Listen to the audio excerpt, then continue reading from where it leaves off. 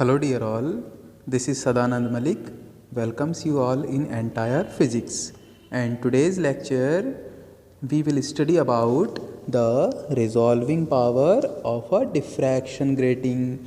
In the previous lecture we have already defined the meaning of diffraction grating. So it's a n-slit system, means on a glass plate within 1 inch there are 15,000 slits.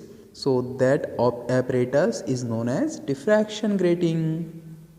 Now here we have to find its resolving power. So let's try to define the resolving power here for the grating. So actually resolving power means the capacity to form the separate images of two very nearby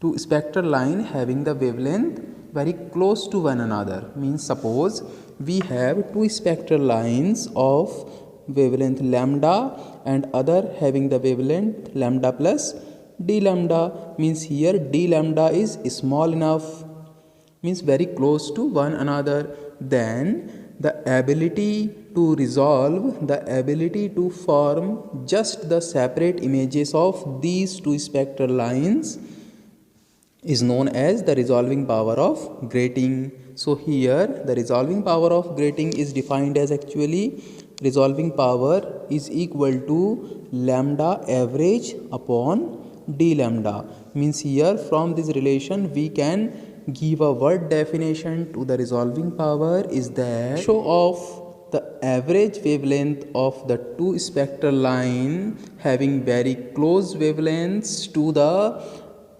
wavelength difference is known as resolving power when both the spectral lines of wavelength lambda and lambda plus d lambda are just resolved by the diffraction grating. So here we can define as resolving power means the ratio of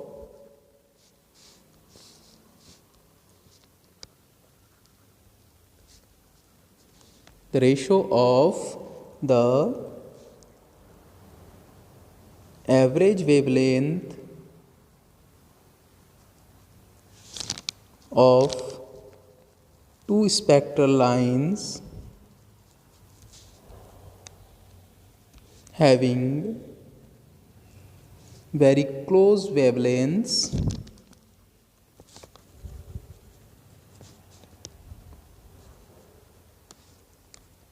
to the difference in their wavelength, to the difference in their wavelengths if they are just resolved by the grating.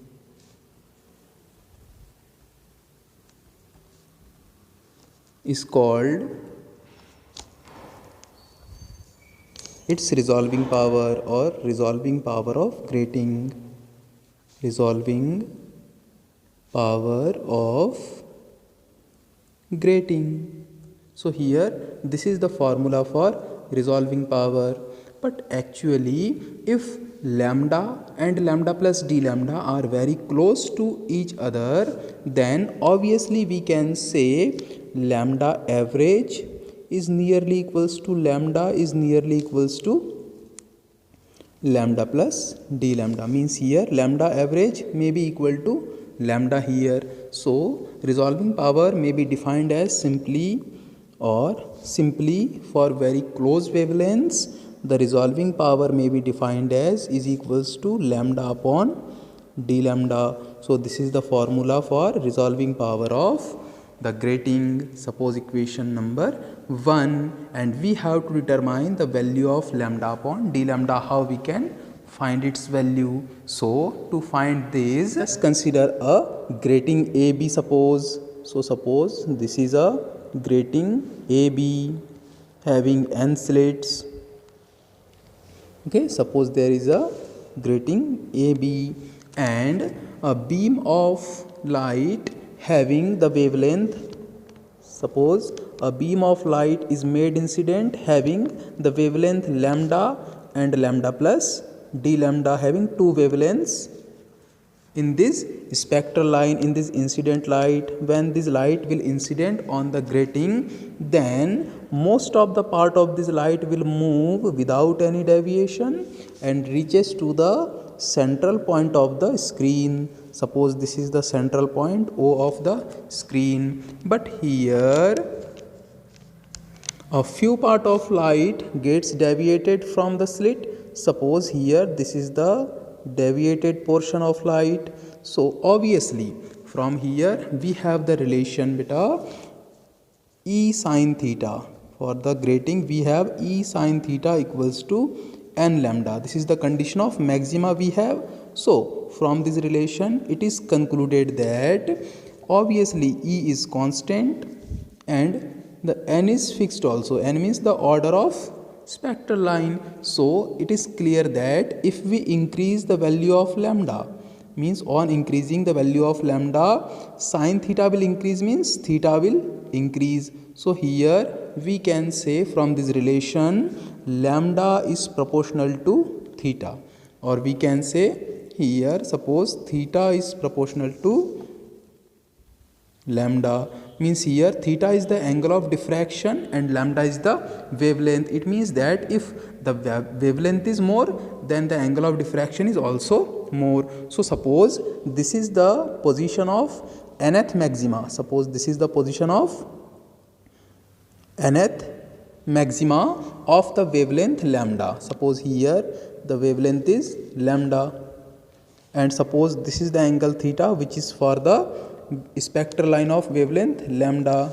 Okay, means here theta is the angle of diffraction for the spectral line of wavelength lambda. Spectral maxima is formed at this point, suppose.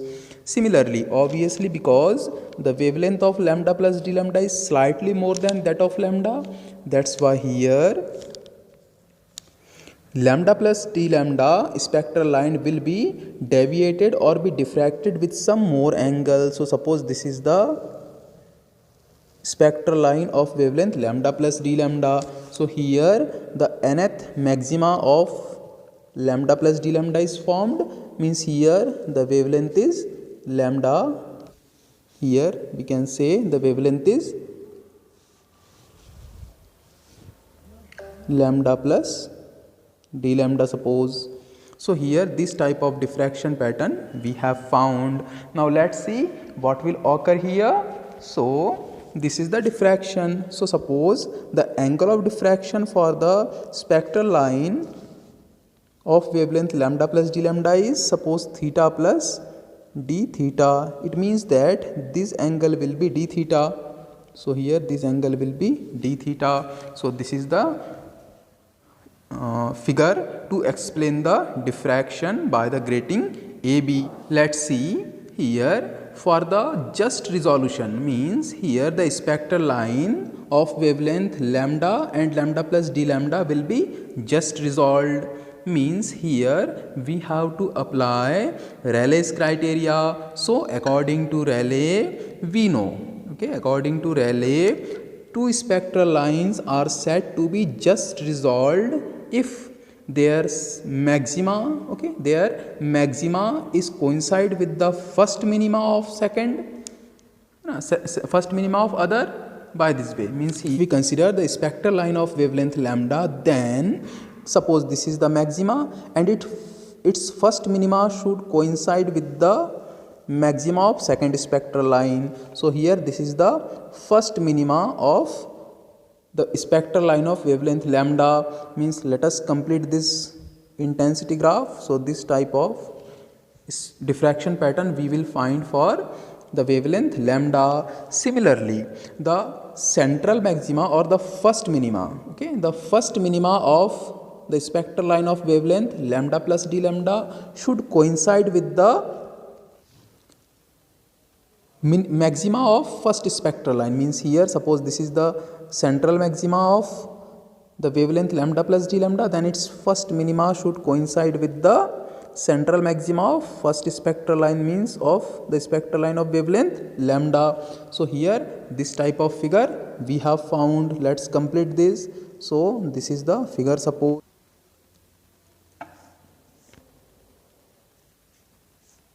so here this type of pattern we will find here. So this is the diffraction.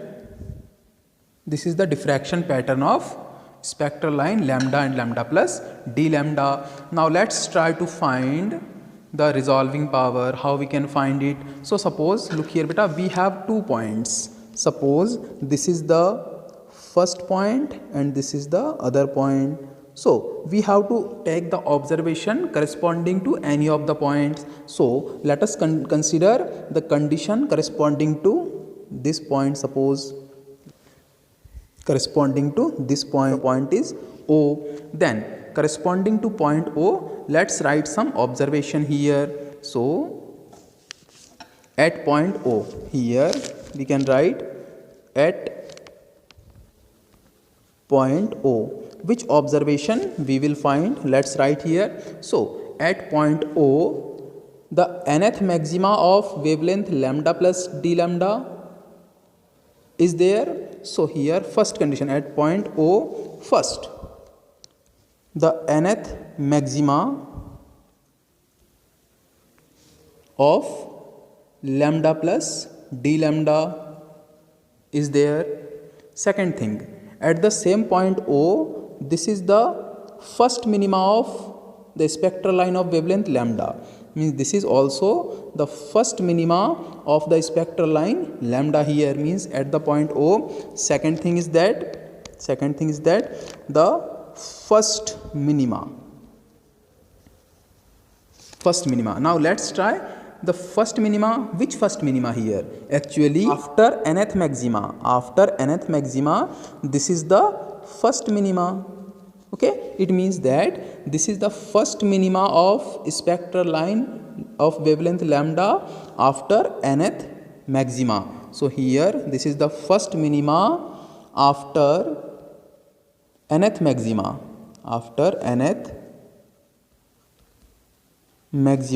Of spectral line of wavelength lambda is found. So here these two things means the nth maxima of lambda plus d lambda and the first minima of lambda coincides. It means that at the point O, both the points coincide there. It means that we can write the condition for nth maxima and the condition for first minima after nth maxima at the point O. So here let's try to write this. So the condition of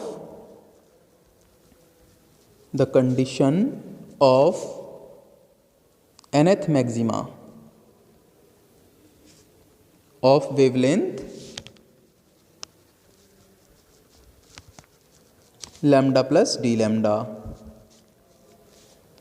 is, let's write the condition of nth maxima. So we know for the diffraction grating, the condition of nth maxima is given as E sin theta is equals to n lambda. But in our case, actually theta is the angle of diffraction corresponding to the maxima or minima to the point O, and lambda is the wavelength of considered. So here in our case theta, let's see what is the value of theta corresponding to point O. So corresponding to this point O, the angle is theta plus d theta. So here our theta should be replaced by, theta should be written as theta plus d theta, and lambda is the wavelength because we are considering the nth maxima of lambda plus d lambda, means here the wavelength lambda should be replaced by lambda plus d lambda here.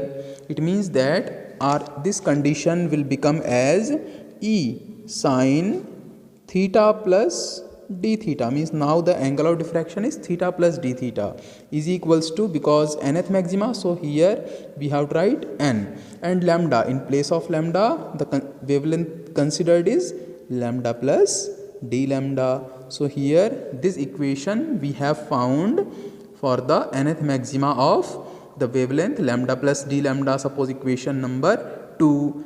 Also at the same point O, we have got the first minima after nth maxima of wavelength lambda. So let us try to write the condition of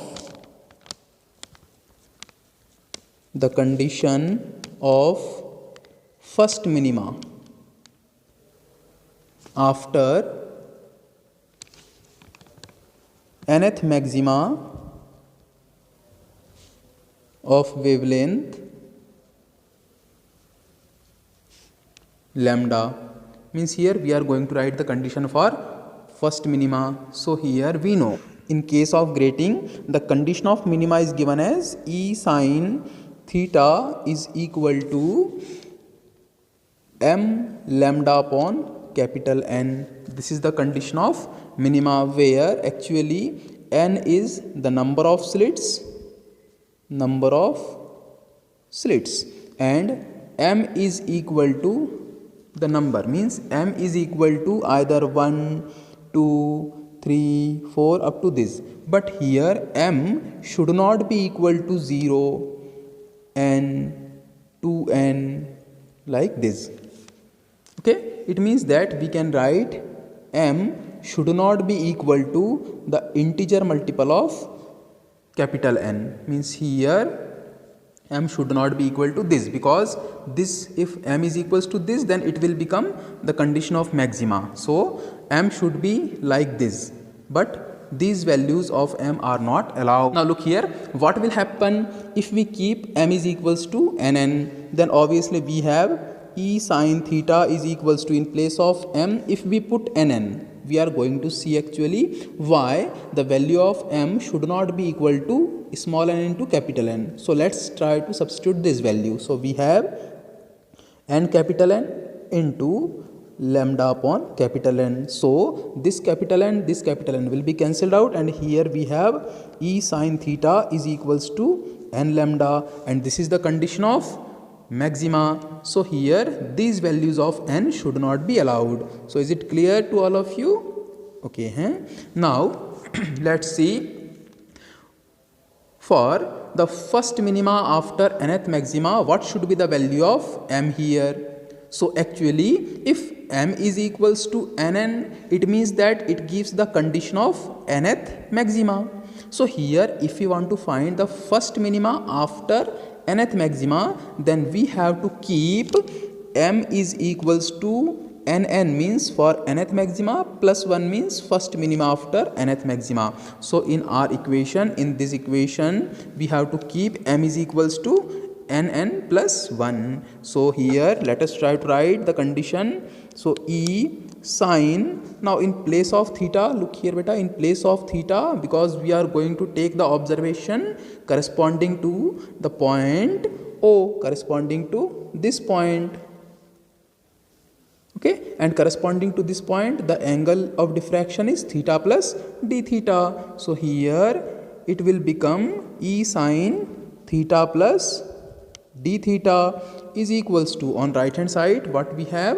So look here beta, in place of m we have to put nn plus 1. So here nn plus 1, and lambda is the wavelength, because we are considering the first minima after nth maxima of wavelength lambda. So here lambda will be lambda upon capital N. So this will be the condition of first minima after nth maxima. So here we have two conditions at the same point, that is first condition is given by equation 2 and second condition is given by equation 3. So from equation 3 obviously we have the left hand side is equals to E sin theta plus d theta, and equation 2 also have the same quantity at the left hand side. It means that their right hand side should be also equal.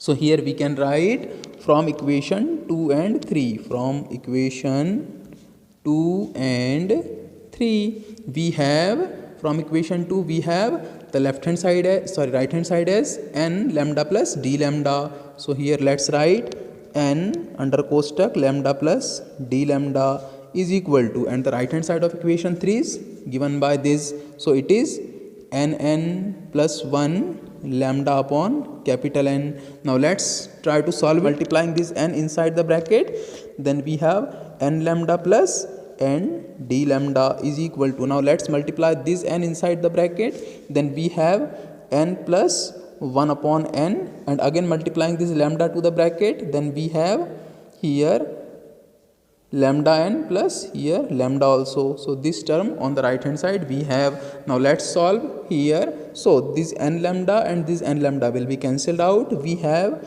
n times d lambda on the left hand side, and we have lambda upon capital N on the right hand side, because we have to find the resolving power here, and resolving power is equal to lambda upon d lambda. So let's try to find this term. So here let us transfer this d lambda to the right hand side and this capital N to the left hand side. Then we have on the left hand side we have small n into capital N is equals to, on right hand side we have lambda upon d lambda. This is equal to resolving power. So the one relation for resolving power of grating is equals to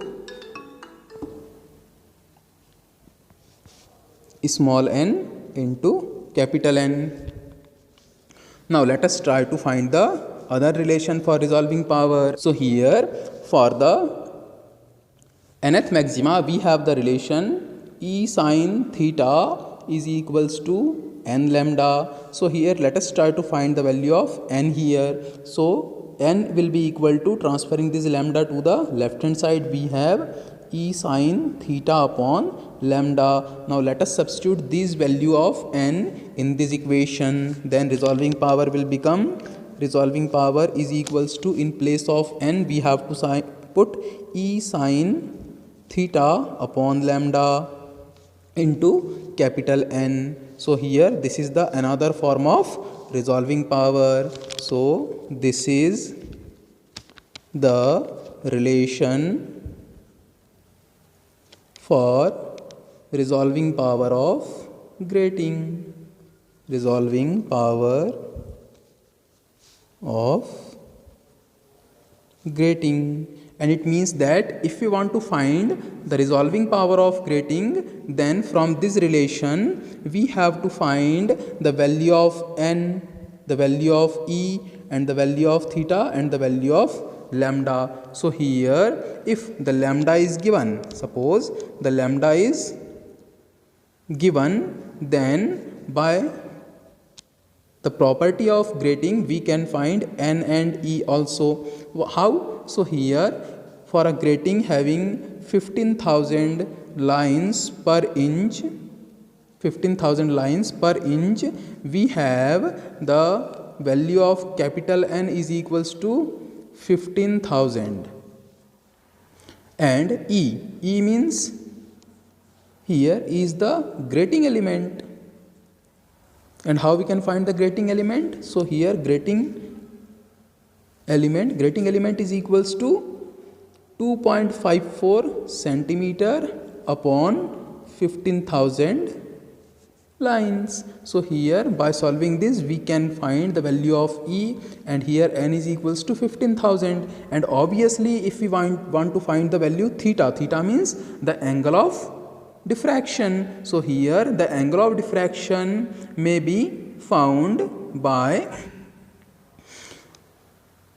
a traveling microscope, How we can find the traveling microscope? So here actually this separation we can find by the meter scale. So suppose this is the capital D separation between the grating means slit and screen, and this is the other separation. Suppose this is the another separation.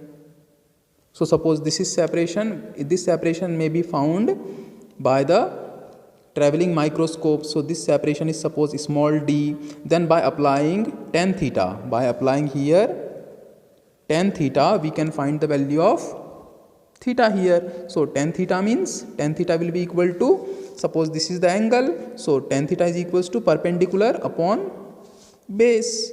So here this, by finding the value of d upon d, we can find theta is equals to tan inverse small d upon capital D. By this way we can find the value of theta. So by theta, by substituting the value of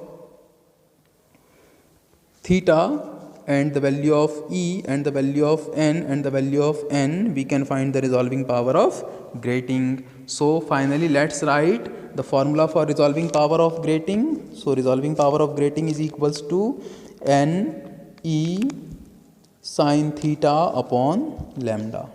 This is the final formula for resolving power of grating. So thank you very much to all of